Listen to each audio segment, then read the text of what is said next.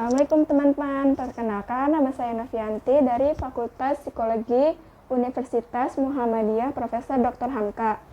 Nah, kali ini saya akan membawakan tema yang berjudul self-harm atau self-injury. Kalian tahu nggak sih self-harm itu apa? Nah, kalau kalian ingin tahu, tonton terus video ini sampai akhir. Jangan lupa di-like dan di-share ke seluruh sosial media yang kalian punya. Banyak masyarakat umum yang beranggapan bahwa self-harm itu adalah sesuatu hal yang tabu.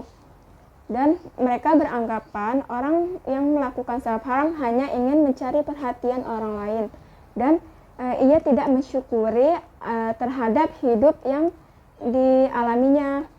Padahal bisa saja hal tersebut terjadi kepada kita dan di sekeliling kita.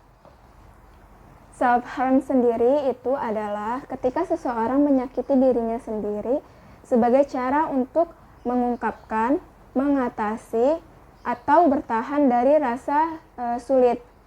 Menyakiti dirinya sendiri dapat dilakukan secara fisik, yaitu dengan cara menyayat, memukul, menggigit, membenturkan kepala di dinding, menjambak rambutnya, atau meminum sesuatu yang berbahaya. Pasti kita bertanya-tanya dong, kenapa sih orang bisa menyakiti dirinya sendiri? Kebanyakan orang yang melakukan tindakan self-harm, ia tidak berniat untuk melakukan percobaan bunuh diri. Meskipun percobaan bunuh diri itu butuh aksi untuk menyakiti dirinya sendiri. Self-harm termasuk kategori NSSI atau non-suicidal self-injury. Nah, NSSI itu apa sih? Nah, NSSI itu yaitu tindakan untuk menyakiti tubuhnya tanpa berniat untuk melakukan tindakan bunuh diri.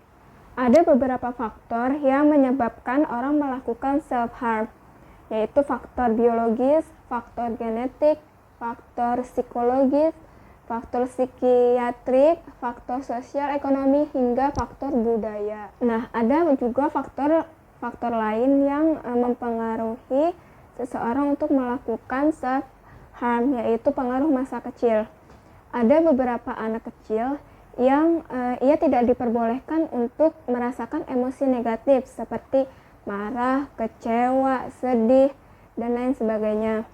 Ketika merasakan emosi negatif, maka ia akan diejek, dipukul, atau tidak dianggap sebagai anak. Misalnya, kamu nggak boleh nangis, kalau kamu nangis tandanya kamu lemah. Ada juga beberapa faktor yang mempengaruhi kenapa orang bisa melakukan tindakan self-harm, yaitu pengaruh masa kecilnya. Ada beberapa anak kecil pula yang ia dilarang untuk mengeluarkan emosi negatif seperti marah, sedih, kecewa, dan lain-lain. Nah, ketika merasakan emosi negatifnya tersebut, maka ia akan diejek, dipukul, atau tidak dianggap sebagai anak. Contohnya, kamu nggak boleh nangis, kalau kamu nangis tandanya kamu lemah. Atau juga ayo harus kuat, kalau masa segitu aja sudah sakit. Tanpa disadari, ajaran waktu kecil tersebut membuat seseorang tidak terbiasa untuk mengeluarkan emosi, terutama emosi negatif ketika hal buruk terjadi. Akhirnya ia lebih memilih untuk menyakiti dirinya secara fisik demi merasakan emosi negatif tersebut, yaitu sulit mengekspresikan emosi. Sayangnya tidak semua orang dapat memahami emosi yang sedang dirasakannya, dan beberapa orang juga membiarkannya berlalu begitu saja. Akhirnya ketika suatu keadaan sulit itu datang, maka self-harm adalah salah satu cara untuk mengeluarkan emosi yang ada.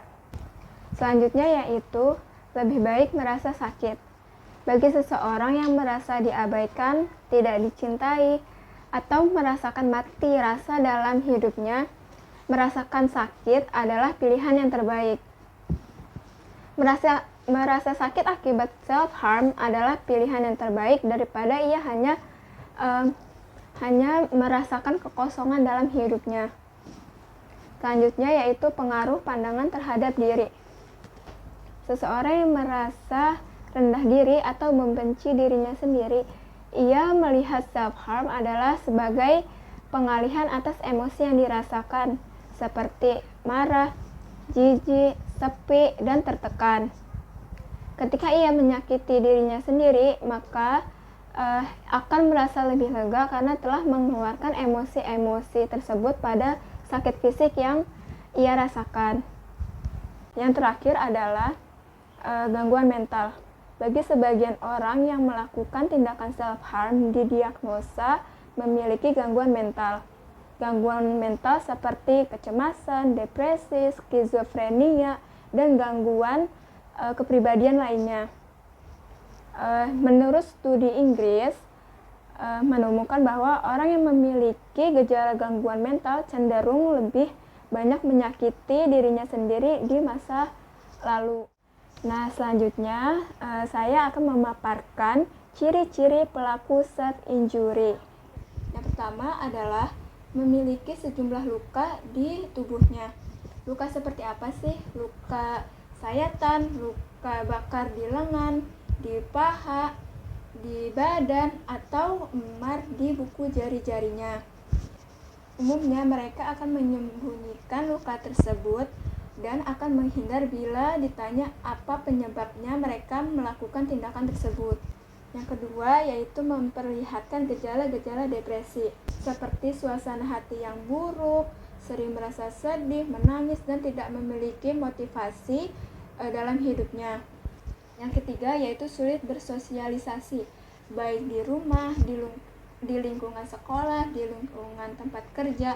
Mereka akan cenderung lebih suka menyendiri dan enggan berbicara dengan orang lain. Yang keempat yaitu cenderung tidak percaya diri atau menyalahkan diri sendiri terhadap apapun masalah yang ia hadapi. Yang kelima yaitu sering memakai pakaian yang tertutup. Tujuannya yaitu untuk menyembunyikan luka-luka yang ada di dalam tubuhnya. Perilaku menyakiti dirinya sendiri beresiko menimbulkan luka fisik yang fatal, bahkan meningkatkan resiko bunuh diri. Lantaran aksi nekatnya tersebut, tak jarang orang yang melakukan tindakan self-harm tersebut harus dilarikan ke rumah sakit dan berakhir kecacatan yang permanen. Nah, gimana nih teman-teman? Kan tadi saya udah memaparkan pengertian dari self-harm, terus faktor-faktornya, dan juga ciri-cirinya. Nah, sekarang menurut pandangan Islam, self-harm itu seperti apa sih? Menurut ulama, tindakan melukai dirinya sendiri adalah haram, karena melukai dirinya sendiri termasuk aniaya, yang mana bisa mendatangkan mudarat tanpa ada manfaatnya. وما ظلمناهم ولكن ظلموا أنفسهم فما أغنت عنهم آلهتهم التي يدعون من دون الله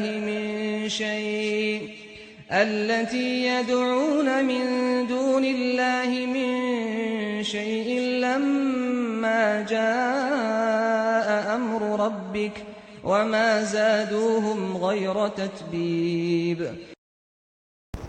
Kira-kira apa sih penanganan dari self-injury?